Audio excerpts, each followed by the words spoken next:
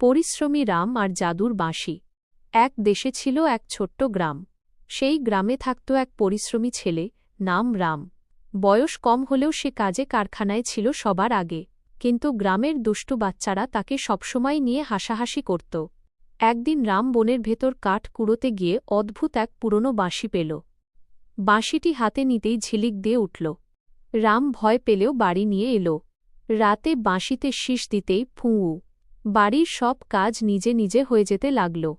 ঘর ঝাড়ু, পাত্র ধোয়া, খড় শুকানো, সব যেন জাদুর মতো।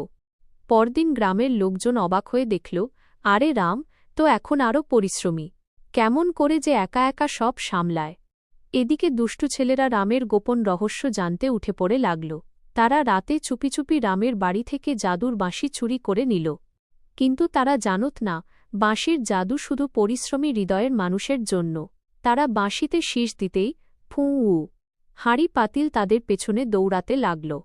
ঝাড়ু উড়ে গিয়ে তাদের পিঠে পিঠে পড়তে লাগল। ভয়ে কাঁপতে কাঁপতে তারা বাঁশিটি রামের হাতে ফিরিয়ে দিল।